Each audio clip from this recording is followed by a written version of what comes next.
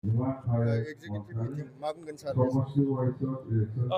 दिनै जोंनि मानगोनां बिटिसिनि चिफ हाग्रामा महिलारि सारा जोंनि उदालगुरि जिल्लानि सिङाव गासै मोनबा समस्ति दं आरो बे मोनबा समस्तिनि सिङाव जिल्ला हिसाबै गासै पार्टिनि एग्जिकिउटिभ कमिटिखौ लिंनानै दिनै फैबाय थानाय नैबे जानो गोनां आसाम एसेम्बलि बिसायख'थिनि थाखाय सावरायफैदों आरो खोब मोनसे मोजां हाबाफारि जादों। मानोना जों बोरैहाय नैबे माजबाद समस्ति आरो उदालगुरि समस्ति बे मोननै समस्तिखौ जों केन्डिडेट होनानै जों आरो बोरै देरहालांनो हागोन बिनि माखासे जोंनि पार्टिनि डिसिप्लिनारि माखासे हाबाफारिफोरखौ लानानै साफ्रोमबो कर्मीफोरखौ मोनसे गोसोआव थुलुंगानाय आरो माबायदि मावलांनांगौ बिनि सायाव जाहाथे बिथाङा जोंनो बोसोन होफैदों। बे हाबाफारिनि गेजेरजोंनो माखासे बिजेपि आरो इउपिपिएलनि दैदेनगिरि बिबानगिरिफोरखौ जयनिं जानाय नुदों। मा बुंगोन? दिनैल' नङा, गोबां इउपिपिएलनि दैदेनगिरि आरो माखासे गुबुन गुबुन राजनिति दलनि दैदेनगिरिफ्राबो जिथु मोनसे बिपिएफनि सायाव फोथायनाय फैदों